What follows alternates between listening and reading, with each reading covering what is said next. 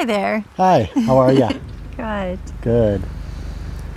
So, What would you like to talk about today? yeah, so we did 2 videos on narcissism and relationships that are toxic.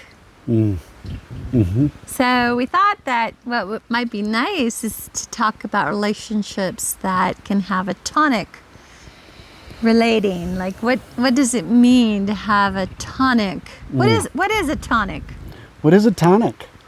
Well, there's tonic and lime, which is my favorite drink. I think tonic is something that's soothing, it's calming, it's something that feels peaceful and kind of at home. It can lead to that, and how we do that in relationships. And it's one of the ways that I think of when I think of a tonic relationship is I think of being quiet and really taking a step back and appreciating the other person, finding anything, that small, tiny thing, and appreciating that thing, and doing it also for yourself. Yeah, so this is a broad topic. Like we have a lot of information to give to you.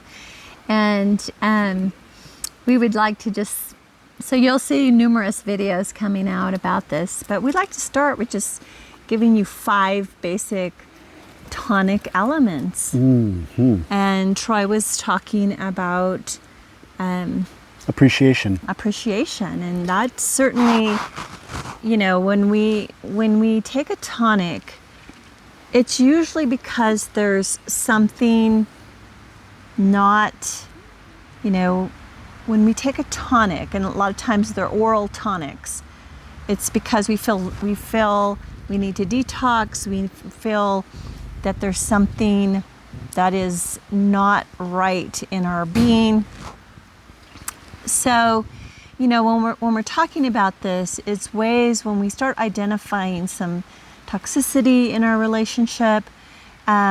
But even before that, even just having the knowledge of what that soothing, comforting element is in healthy relating. So we can talk about both, like how to address some toxic issues and move them into a more smooth tonic place. And we will be bringing that in. But if your relationship is not toxic, we can start there on just 5 elements of how to step it up and have a smooth relating with your partner. So yeah, appreciation is the first one. I think transparency is also very important. I think being transparent in relationship with ourselves, knowing where we're at in our own lives and what we're going through in our own lives, and being honest about that with ourselves first. And then once we're connected to ourselves, then coming at a relationship with the positive intention of and also having positive regard for your other, being open with what's going on emotionally within you and being honest about that with your partner. And sometimes but that requires good communication skills. It requires vulnerability also. Right. It requires being willing to go beneath the anger and to find out that maybe it's hurt or maybe it's overwhelm or whatever it is, and then addressing that's beneath the surface. Yeah. So we'll have a whole separate video on good communication, like how to speak about those things, right? Right. But first step is really identifying within yourself where you're at and what is happening within your own being that we would need to be transparent about, and then how to deliver that. So I'm of the mindset that not everything all the time needs to be shared. One of the things we need to do is learn to talk with ourselves and say, like healthy relating with self. Like, do I really need to share this or not? Sometimes less said is better. Sometimes. And we may just not, we may let it go ourselves the next day. We're like, I don't really need to bring that up. What was I thinking? I was just a little peeved in that moment. So the first step really is being transparent with ourselves and really asking ourselves, to what degree is this my issue, their issue? Is it an issue between us? Do I need to share this? Do I need to, go into this? And sometimes the answer to that's no. And sometimes the answer is also when for example, if I'm running a story in my head, like we all do, we all run stories in our head, and those stories that we're telling ourselves are really about a narrative that we're telling about ourselves, sometimes on a subconscious level, that we're telling ourselves this story and we're telling ourselves this to support that narrative in our life. Yeah. And so how do we really get clear about what narrative we are running in our life so that we can get connected to ourselves, learn something about ourselves, Yeah. and then relate with the other from that place? That's such a good point, because really ownership, owning your own stuff and saying, wait a minute, I'm going to tell my partner this. Well, wait a minute. Is this something they're doing? Is this my own story? Is this something that, I've carried with me for a while? Blame or shame or, I'm not good enough or whatever the story is. And now I'm projecting it. Now I'm bringing it to this relationship. I'm bringing it to my partner.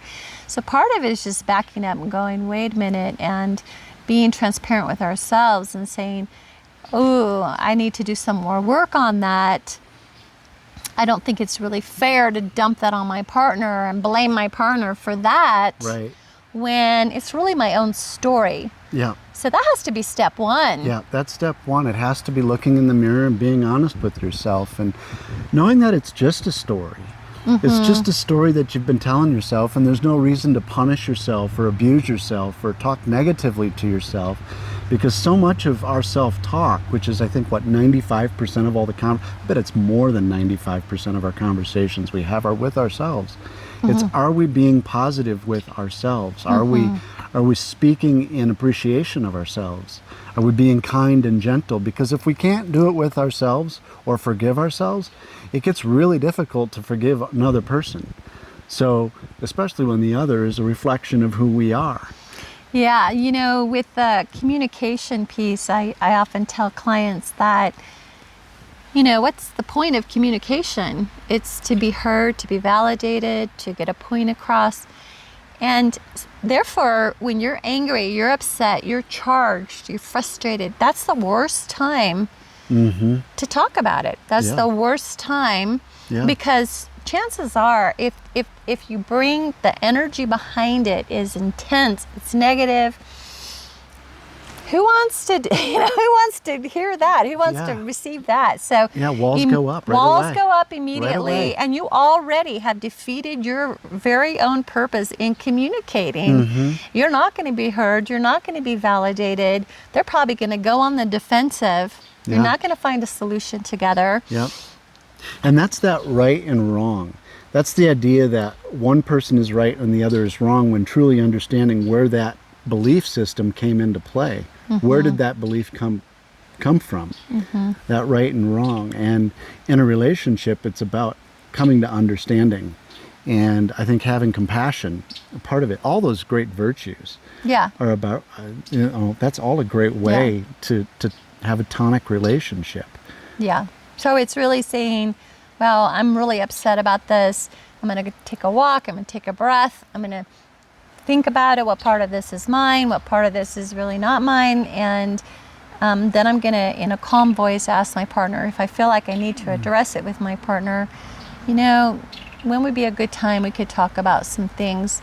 And if you see that they're charged or upset, you're like, hey, you see you're upset. Maybe we can talk about this later, tonight, tomorrow.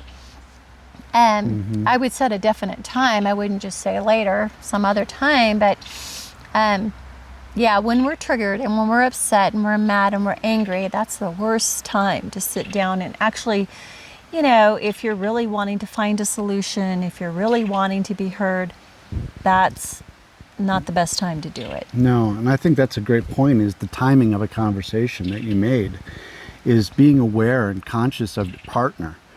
So often when we're upset, we're talking about our interests and we're not taking into consideration theirs, or understanding that maybe because we're blaming them, that we're not connected to them, we're not attached, and we really don't know what's going on with them. Even though we feel a certain way, we don't know what's going on with them. So we run this story, and it's about getting to that story truly with what's going on within us so often. Because when we can choose the way of making, the decisions of love and loving our partners. Yeah. And we kind of just brushed over appreciation. Yeah, and we did. went on to the next one. I'd like to go back to appreciation, because we didn't really talk about it, and we didn't really, what does it mean to be appreciated, and how do you show appreciation? And yeah, so the lesson that I've learned from our relationship is how so often when we're just starting in our relationship, but we're growing and we're committed we're to married, growing, and we're married. we're not just starting. We're not just, no. We're down the road a little bit here. But I think just the language, understanding the language of, for instance, if there's a person in the family that's responsible for something or is doing something and really loves to do it, and after a while we're not expressing the appreciation for the other and what their gifts are and what they're bringing to it. We're so often caught up in our own story, telling ourselves how much we're doing and how we don't have any time for ourselves, and we're running on the hamster wheel. And it's just time to get off. When we think about ourselves, we're thinking about how our needs aren't getting met. And so when our needs aren't getting met, we're casting blame on the other, when it's really the stuff that's going on within us that we're projecting and putting onto the other. So like the other one, is starting appreciation with self first, and really seeing, where we're not honoring ourselves, and we're not taking the time for ourselves, and we're not nurturing ourselves. Right. When we nurture ourselves, it becomes much easier to nurture somebody else. Yeah, absolutely. And it could be like all the 5 love languages are involved in appreciation, Absolutely. know. But like the other day, I came in to get my green tea in the morning, and there was a note, Who did that? I wonder who did that. And it made my whole day. Kat, I love you and appreciate you. And it's amazing what just some kind words out of the blue, what they can do for our partners. Because a lot of times we're going through it and we're living our lives and they're full. We've got kids, we've got careers, we've got all these things, and we're hustling home to get dinner, and we're doing everything, and at the end of the day we're just exhausted. And we look at each other and just understanding that when we appreciate all the decisions and the actions that we've taken in our lives to get to the point that we are now, and then taking that moment to appreciate the other, it's building a jar, it's filling it up with hope and with it's like a bank of appreciation. When someone feels put down all the time, non-appreciation all the time, and taken for granted and expected to do something, and it's amazing how just that one little thing you say or that note you write, just expressing it, really expressing, hey, thanks for that meal, that was awesome. Or I got home today and the kitchen was all clean, that looked great. And when we get caught in the routines, when we start to think we're obligated to do it, and we continue to do it, and we're obligated to do it, we have to recognize those things that our partners are doing that we expect them to do. And that's a contribution to the family, and that's a contribution, it's a great contribution to the family. And those are the things that we notice, and those are the things that we appreciate. It's the little things. It's not, the great big grand gift. It's taking the dishes out of the dishwasher. It's those little tiny things that when we do, and we talk, when we say it. And say it to ourselves. So to ourselves, like appreciating myself, but also saying to myself, like running the program or the words in that, oh wow, my partner did that. That's awesome. He's so awesome. I love it when he does that. Yeah. It's like this internal dialogue of boosting that appreciation for partner inside. And if we're boosting it inside and we're talking positively inside about our partners, then we begin, then we share that, and it comes out of our mouths. Okay. If we're running a program of, well, you didn't do that, and dinner was late, and why do we have this again for dinner, and the kitchen's a mess again, whatever, like the negative program is running inside, then it's very hard to express that appreciation, because truthfully, we're not appreciating. We're resentful, we're crabby, we're expecting certain things, we're taking the other person for granted. Right. So I think it all begins with that inner self dialogue of how we speak about other people. And the more, whether it's your family members or anyone really, if there's this constant dialogue within of negativity, Yeah. that is what you're going to bring to that relationship. Yeah. To me also, a tonic relationship is not competitive. It's cooperative. We're not trying to one up one another. If one of us has the need to have space, that's your space. Go and take care of your needs. And there's no competition around what gets done around the house. And there's no expectation or attachment to the other having to do anything. There's things like just the lack of I would say not the lack,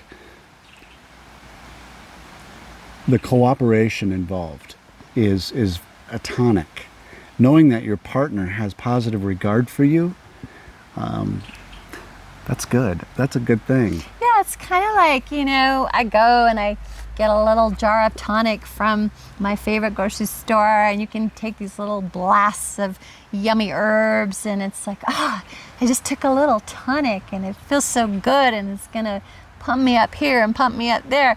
Well, how about viewing your partner as your tonic drink, like, oh, when he comes home, it's so nice. I'm going to have these little refreshers, and we'll just sit out for a few minutes in our beautiful space, and like, what things that you can do that you can both bring to each other to add that little tonic to the relationship, whether it's a little something, a little yummy you bring home, whether it's a little, hey, let's take 10 minutes and, in the love languages, that's the quality time, of course, and let's just debrief the day. But before we go into all the negative stuff of the day, let's just sit and have a little yummy something to enjoy and just appreciate each other and appreciate nature. It's really making the effort to bring the appreciation into your life. And that's why there's that nurturing aspect. How do I nurture myself? How do I nurture my relationship? How do I nurture my partner? Because it's that very thing. When we don't nurture it, nurturing makes it all become a tonic. Not nurturing it can make it all become toxic. And when we're expecting the other to nurture us, when we don't have that, to know that ability to nurture ourselves exists within us. And it's what we do for ourselves and how we care for ourselves, whether it's a spiritual practice or reading healthy mind, books about growth and positivity, or we're working on projects. Epsom salt baths. Epsom with salt bath candles and oatmeal. Some lavender and a little bit of oatmeal for the skin. And yeah, it's what we can do to appreciate ourselves. Yeah. Being aware that we're capable of doing that. And creating the space for your partner to do that for themselves. Like you don't always have to do everything fun and nurturing together. Right. Like you support your partner in reading those books. You create a quiet space for them to go do that. You don't make them feel bad because you'd rather them be in there watching that show with you or whatever it is. Or if they're like, I want to go take a nurturing bath, you create the space for that. When we begin to nurture ourselves and we express it to our partners, when our partners support that and in any way that they can, that's wonderful. Tonic? That's tonic, and by them supporting themselves, they're bringing positivity to the relationship. Absolutely. Absolutely. I think that's beautifully said.